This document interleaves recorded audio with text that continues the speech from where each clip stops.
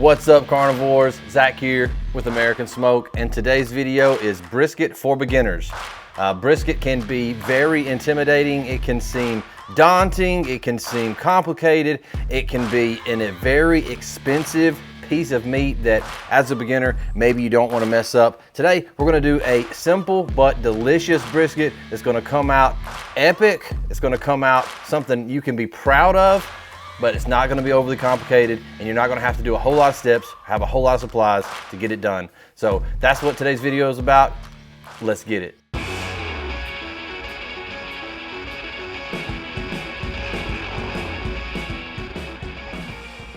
Okay, so what we're dealing with today is a 14-pound choice brisket. This is not prime. This is not going to be extremely marbled. It's going to be a little bit easier to dry out, but that's okay. That's okay. Don't worry too much about that, because even a bad brisket is still delicious. And if we do this right, it's still going to be juicy, moist, tender, and ready to eat. And there's lots of things you can do with brisket. So don't worry, if you overcook your brisket, you can make tacos, and you can stuff armadillo eggs, and you can make stuffed jalapeno peppers, all sorts of things. There's a million things you can do with leftover brisket, that it doesn't have to be the perfect drippy floppy slice, and it can still be epic. So let's go ahead, get into this particular brisket and see what we can get done. Okay, like I said, choice brisket from Sam's. When you're dealing with brisket, you've got two parts. You've got the flat down here, it's the flat part, and you've got the point up here, it's the pointy part. Or there's two other classifications. You got what's called the lean and the fatty. This is gonna be the big, jiggly, fatty part that you see people shaking on your Instagram reels, where they shake it, it's also fatty. This is always gonna be a little bit easier to dry out, so if this part gets dried out on you, don't worry. It happens all the time. When trimming, basically, if you're wanting to do just a beginner trim, which is what we're gonna be doing today, you're just looking for really thin parts that you wanna trim off. If you're doing a closer to like a competition trim, or between backyard and competition, typically what most people are gonna do at home, it's gonna, basically, you wanna shape this thing kind of like a tongue. Flat here and then rounded on the ends. And if you can do that and you can get your fat around 1/4 inch or so, you're gonna be winning. That's the basics, but we're gonna trim this up just a little bit. We're gonna be putting all of our trimmings in a bowl, and we're gonna be reducing that down to smoked beef tallow during this cook. In regards to what sort of knife do you wanna use, you can use whatever type of knife you want to use. Today I'm using a fillet knife just because the blade is thinner. It's a little bit easier to curve under things. If you get like a wide blade chef's knife, it just makes it a little harder to curve under, and you're going to dig into the meat a little bit more. I've done it every way that you can do it, and really as long as you just got a little patience on your hand, you're willing to stick with it till you get done, you're going to be fine. And you don't have to trim any of this.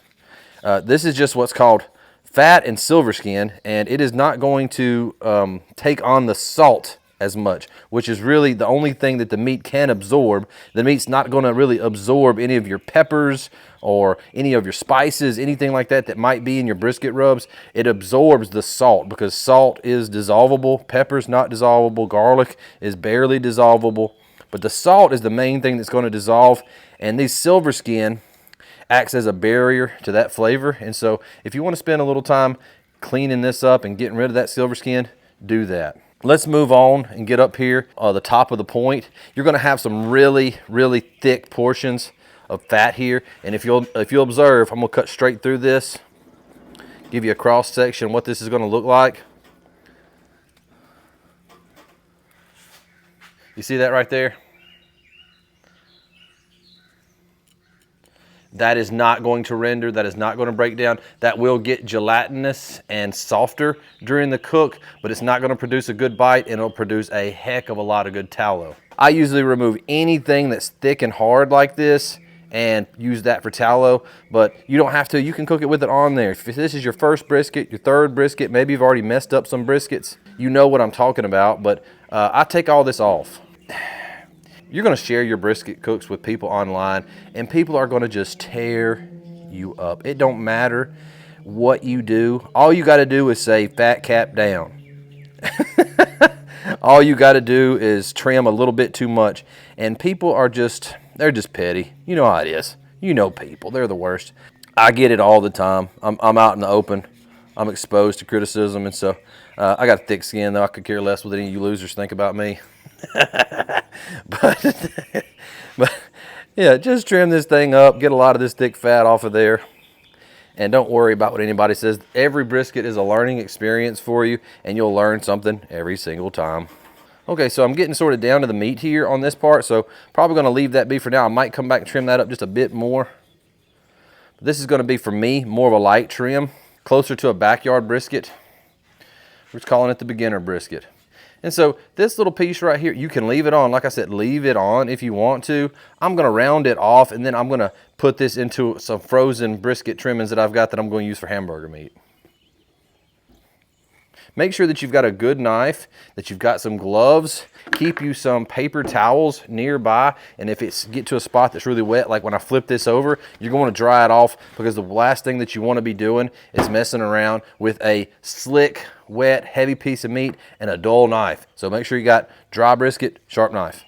There is no way that you will trim this, by the way, that will make it come out bad. The quality of the cook is going to be what determines that.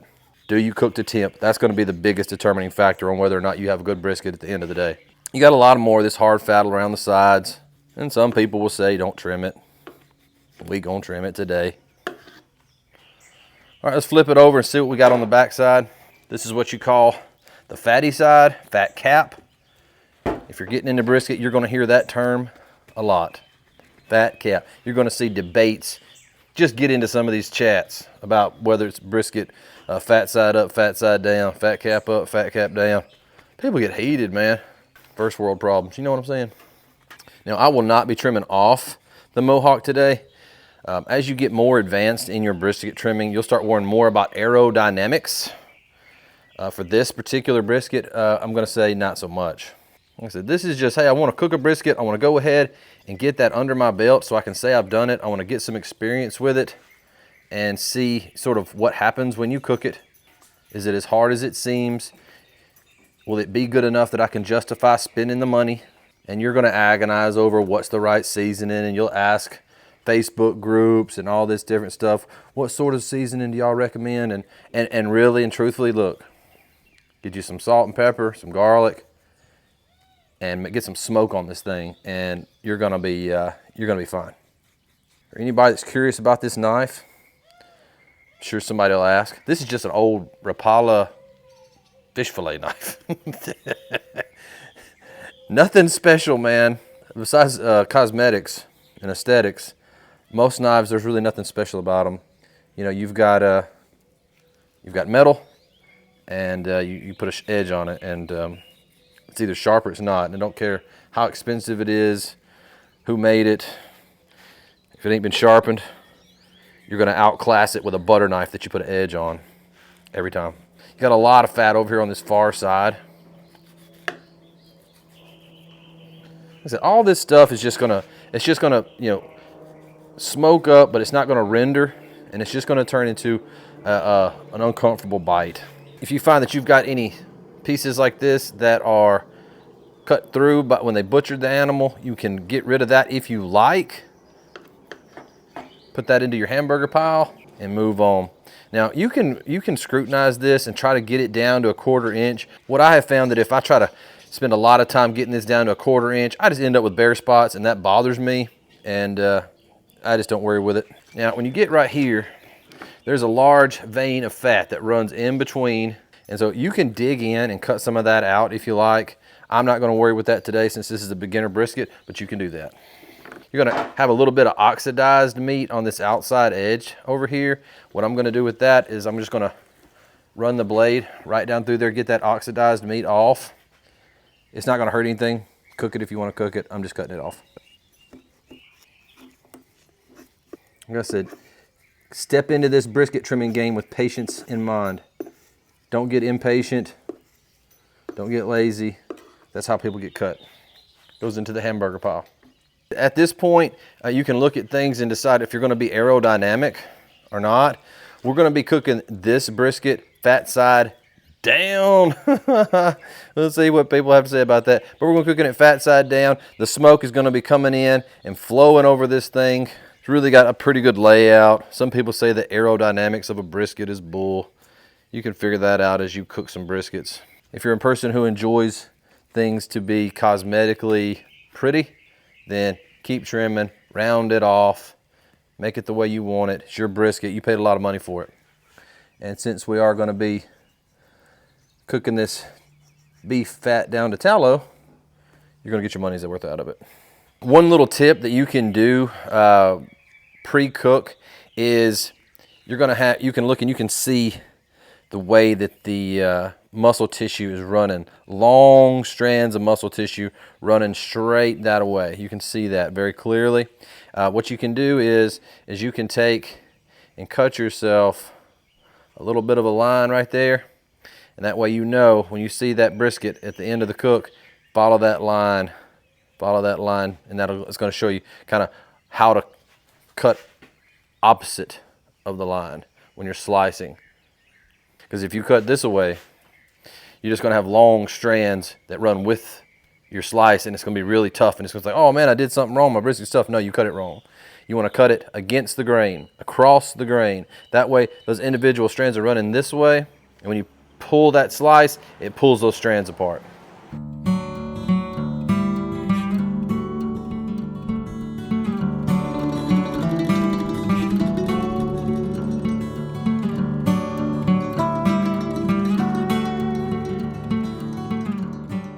Okay, so I'm pretty pleased with how this is looking. I'm not going to do anymore. If I keep going, I'll just keep going and going and going. And this thing, you know, I'll have this thing nothing but red. I don't mind this sort of thing. But everything's looking pretty good. I've got a large piece kind of sticking out right there that just because I can't stand it, I'm going to cut that off. Other than that, man, we're just going to roll with it. Beginner brisket, get it into the smoke. That's the main theme. Somebody's right now said, I thought he was done. I thought he said he was done. I am done.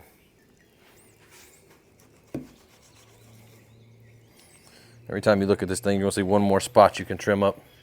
Okay, so once you've got your brisket trimmed up the way you like it, you can use a binder if you like. You've probably heard the term binders. If this is your first run at barbecue, maybe you're wondering, what's going on with that binder? Well, a binder is just a layer of moisture that helps to hold your seasoning onto your meat.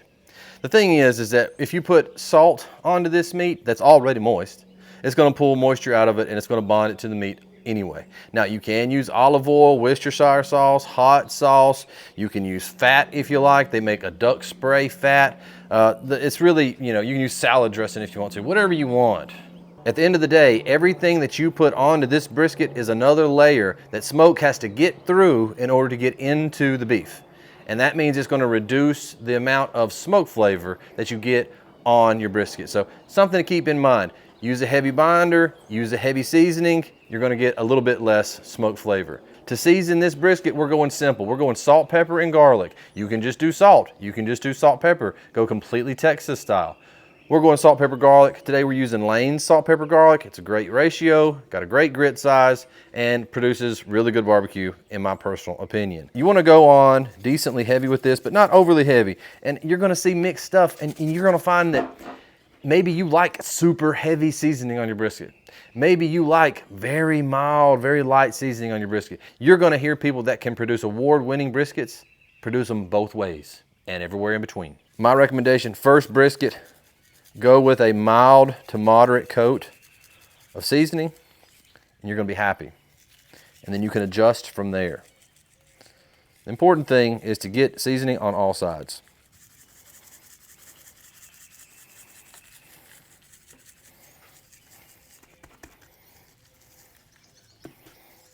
Don't forget about your edges. Extremely important parts of the brisket to have some salt on, especially. Salt is the most important part of a brisket. If you don't get nothing else on there, get some salt on it. Beef needs salt. Get a A5 Wagyu steak and get somebody who knows what they're talking about. Say, what do I need to put on this A5 Wagyu? Some of them say only salt. And if Wagyu, that A5 Wagyu, the most expensive cut of beef you can get, if that needs salt, every piece of beef needs salt. Something to remember. Okay, so that looks great. It's gonna look really good after the smoke has adhered to it. And since we're cooking fat side down, I season my fat side first because that side is not gonna be as visible. The reason I'm cooking fat side down. And what you'll learn with most of the debate about whether it should be fat side up or fat side down is, where is your heat source? I'm cooking on a barrel type smoker today, and so the heat source is below the brisket. And so that fat cap on the bottom is going to protect my brisket meat from the heat and help to prevent it from overcooking and drying out and creating dry edges. When you're putting your seasoning on, if you don't have a lot of experience putting seasoning on, you want to pat it. You don't want to rub it. You'll see people rub it. You can rub it if you like. But my judgment and with my experience to date is that patting it on so that everything stays where you put it and you don't smear heavier in some areas than it is in others. Pat it. Okay, so one thing that you're going to hear some debate about when you start learning about big smokes is the quality of the pellets affect the quality of the smoke that you have on your barbecue, and eventually the flavor that makes its way into your barbecue. For most cooks, what I recommend is like a competition blend or a championship blend, something like that, that's just got a mixture of oaks and apples and cherries and all these different things in them, things that produce a nice mild smoke flavor. And then if you want to emphasize hickory, or if you want to emphasize mesquite or apple, you put that into a smoke tube, or if you've got one of these, you put some chunks into your secondary burn pot, depending on what you're trying to produce flavor wise. But for this cook, we're going to try something new, something I haven't used before.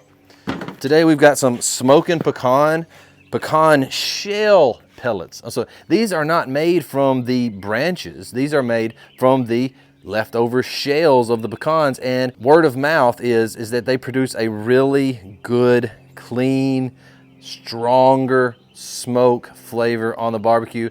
And so if you're looking for a little edge on your first brisket or your next brisket, consider getting you some of these smoking pecan pellets. I'll leave a link to how you can get to these down below. I'm looking forward to trying them out today.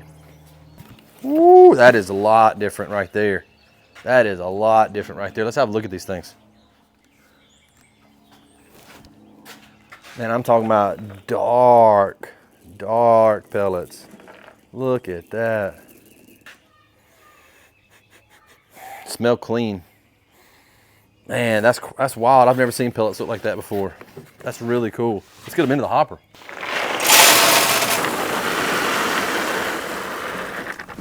And look at those. For anyone that's curious the difference between these and a normal pellet, there's the difference.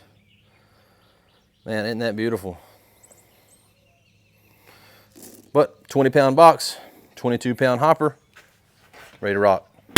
Okay, so once you've got your brisket trimmed and seasoned and covered, it's time to just let it sweat on. We're gonna let that salt dissolve into the brisket. And typically what you wanna do is several options. Like everything I've said, you're gonna find things that you like that other people don't like. You're gonna find your way.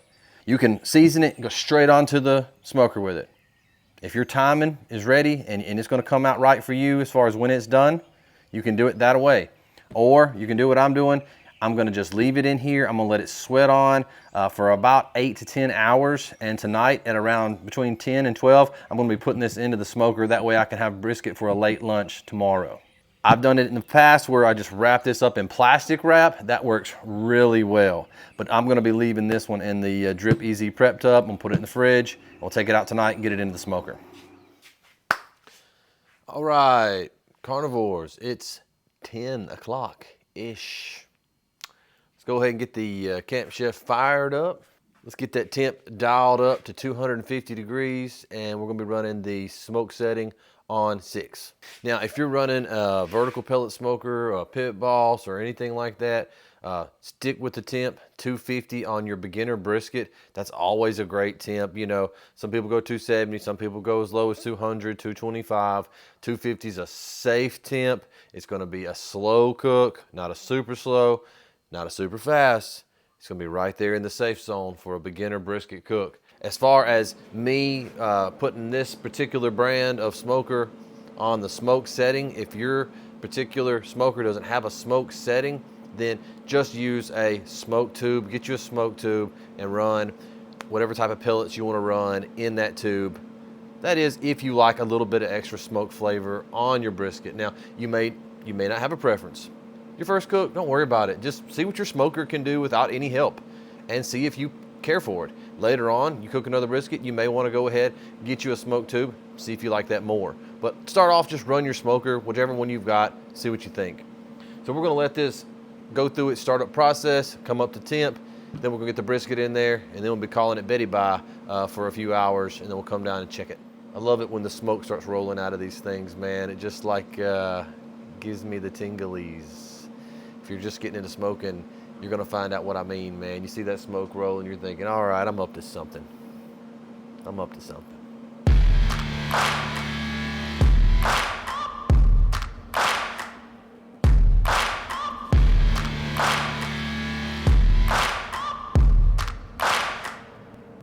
All right, let's just let it do its thing and come up to temp.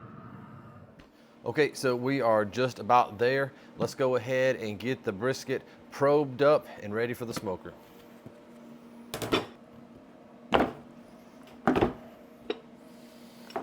You can see all of that has really sweated on well, and most of the salt has already just went straight into the meat, and so you're not gonna have any of that running off. You're gonna have a really good salty flavor on your brisket, which is, you know, the key. I've got the meter 2 plus here. We're gonna be going into this fatty, thick section of the point down here. Like that. And then meter plus, we're gonna run it into the flat. Or like I said earlier, the lean. All right, so that'll give us 2 points to consider when we are watching our temps. You're gonna see different temps throughout the cook, and you might even feel the need to do a rotation at some point in time during the cook. If you find that one end's getting hotter faster than the other, rotation one time usually will fix that problem.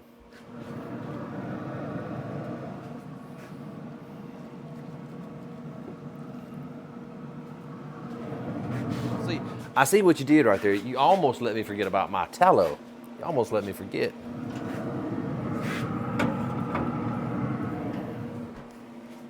Almost.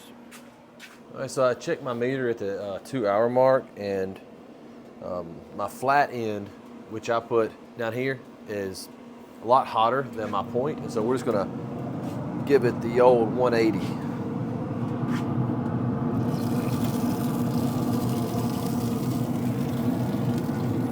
I'm gonna put the point down towards the burn pot. Just something, especially as a beginner, you need to watch out for which end of your pellet smoker gets hotter than the other, and sometimes one end of your protein will just get hotter faster than the other end, and a rotation is kind of what you need. I think I said that earlier, but something to think about, especially when you're about to go to bed for a little while. All right, so I woke up just a little after 3 and went to get the old camera going, and the battery was dead, so we had to charge that a little while. So now a little closer to 4, but it's all good because we are just into the stall already. So on this cook, we're looking at about a little less than 6 hours so far, and already up to the stall. So what we're going to be doing now is we're going to be doing a Texas cheat. So if this is your first brisket, maybe you're wondering what in the world is a Texas cheat. What that is you just wrap it up in a double layer of heavy duty foil, and it does like a, it holds the heat in the brisket, holds the moisture in the packaging, and steams a little bit and pushes through the stall. It makes for a little bit faster of a cook. That way we're done cooking this thing in a few hours probably, and then we go into the rest for several hours, and that way I get to eat brisket just a little, maybe a late lunch, and it's just going to be perfect. I just probe checked it, and it's still real tight, not very tender. Don't freak out.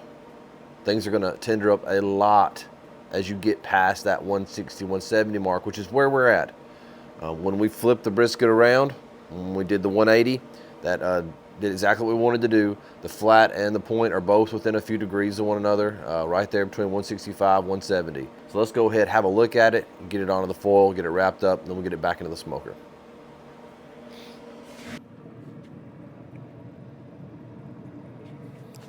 Got some great bark, great color on it.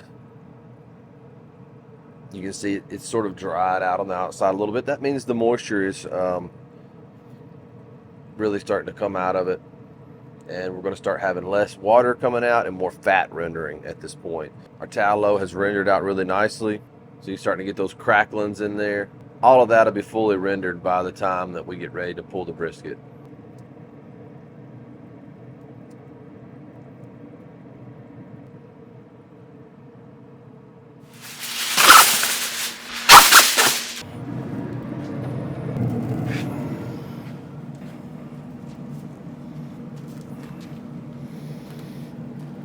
Place it fat cap up. I'm going to be pulling out this meter too, and we're going to be setting it off to the side. We're going to be going back in with these once we've got it wrapped up.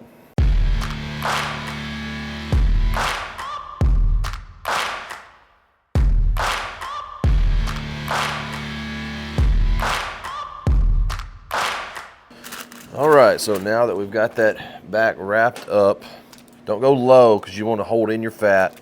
I'm going to go straight in. That, and you have to put these meters on the outside of the foil.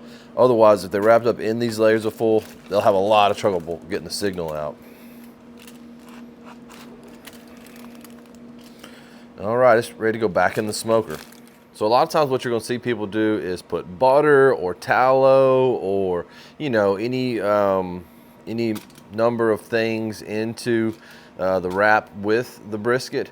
But for me, you still got a lot of water that's going to cook out, and then you've got fat that's going to render out, and it's going to cook in its own fat, and that's going to collect down in the bottom of that foil. And so I'm not too worried about it. For beginner brisket, I say just let it rock inside the aluminum foil.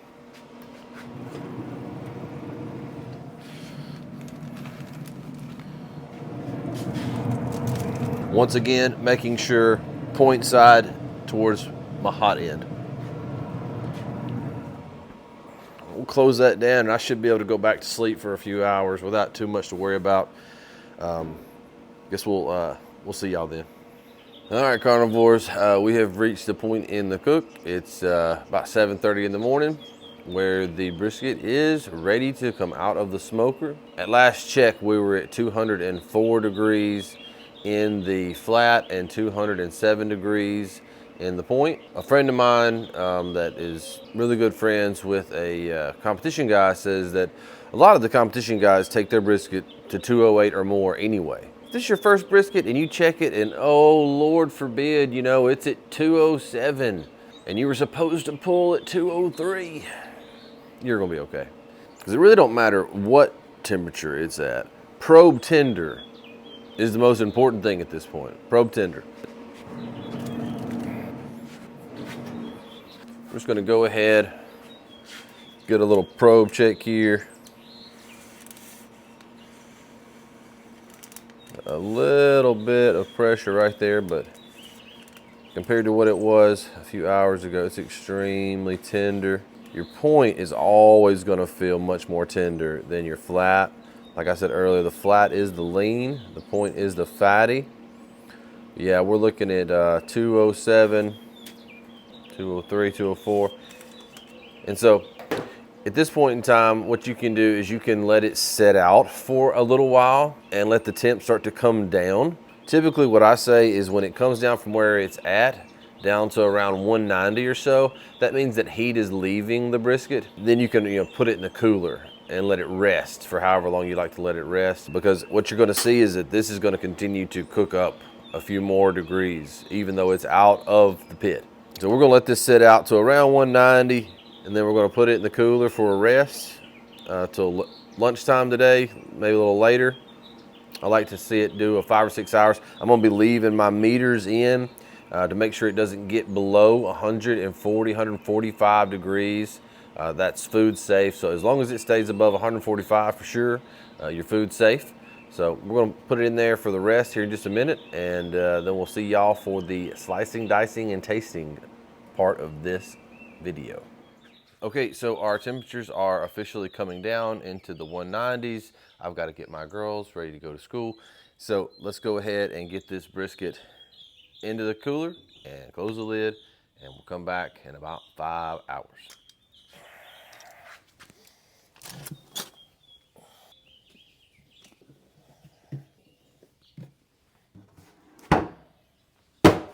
All right, carnivores, it's 12:30, so we have gotten us a solid 5-hour rest. Hopefully that remedied a little bit of the firmness that I felt inside of that flat, hopefully. Like I said at the beginning of the video, it does not matter if the flat on a choice brisket is just a little bit tough or a little bit dry. You can always use it for 1,000 other things that brisket is just going to be delicious in. Sometimes you don't want the most tender brisket when you're making certain recipes. So we're going to see how it turned out. Let's go ahead, get it out of the cooler, get it on the table, cut it up, see how we did. Well, how did that get there? What in the world?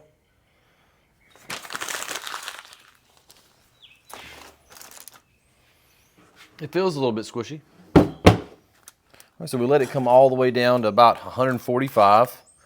It was 149 on the point and 144, I think, in the flat. So meters did a great job. Flip this puppy over, get it open, see what the biz is.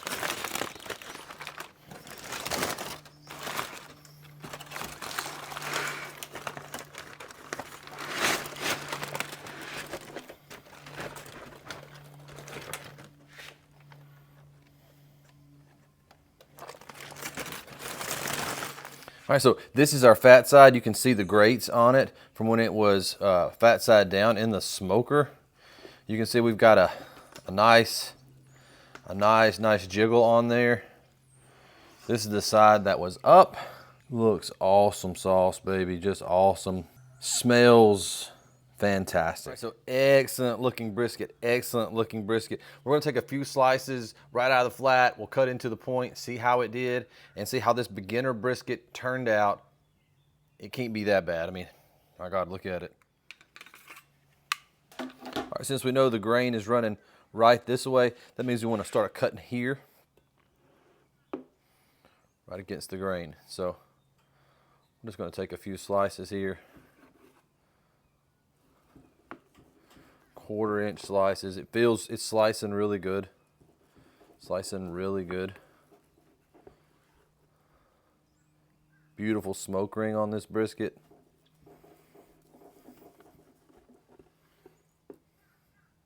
Beautiful slices.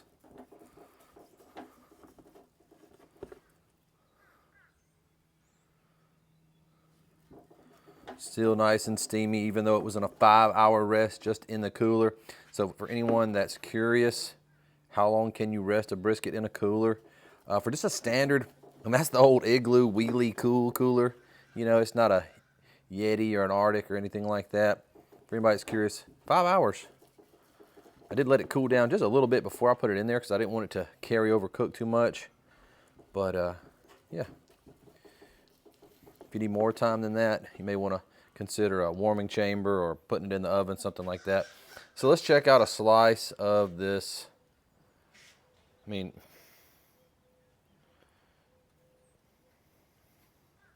what do you think about that? Choice beginner brisket. That's not bad right there. That's not bad at all. Really pleased with that. Let's cut through the point and see how we did down here on this end. Just kind of falling through.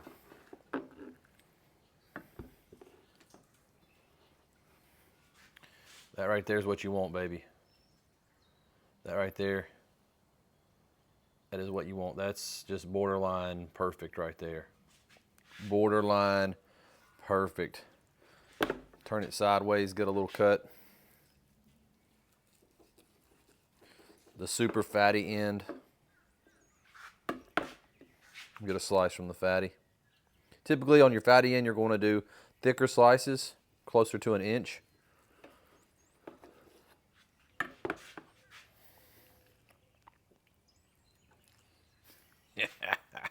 Look at that, perfectly rendered, perfectly rendered.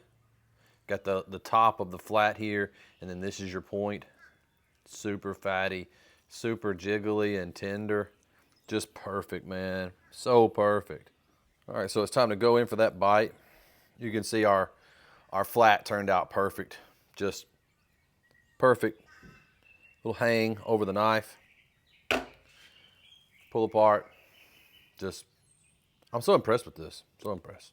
I'm always impressed with brisket.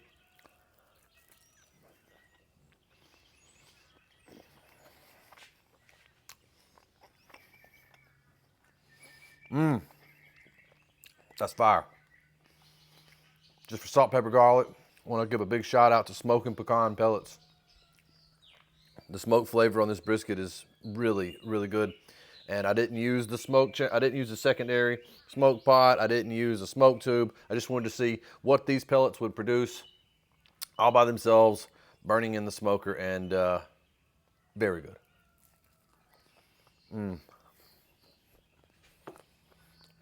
That's so good. Oh, let's get into one of these burnt ends down here. Best bite in barbecue. That's debatable. For me, I mean, a good chunk of beef rib, plate rib, is hard to beat. If you haven't had a beef plate rib, it's fantastic. Let's take a look at this thing. Just a beautiful, moist, tender chunk of savory, beefy beef. Easily shreddable. Wow.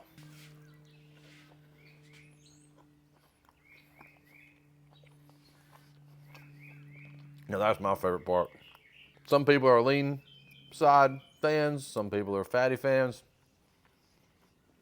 I'll take a little bit of both, but I love that fatty. All right, so this was a no frills, no thrills, beginner brisket. Didn't cut any corners, didn't do anything fancy.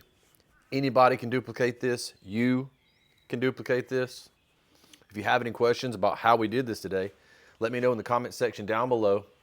Or if you'd like a more in-depth explanation, come over to American Smoked Carnivores on Facebook. I'm in there every day. It's a great group. People teaching, people learning, people sharing, people making jokes. That's how we do. It's like hanging out with your friends cooking barbecue in there. Just come on, hang out with us sometime. Also, you now have the opportunity to join the channel. If you enjoy what we do and you want to help us get one step closer to full-time content creation, that's my dream, is to become a full-time content creator. I don't always want to just be a guy who works full-time, raises kids, and does this every second of the day when he has free time. I'd love to do this full-time. So if you want to join the channel, help us grow, support us a little bit. Eventually, we're going to have some free perks for the members. Guys, I hope you learned something. Make sure to hit the like for me and subscribe to the channel. Thanks for watching. Smoke on, and I'll see y'all in the next video.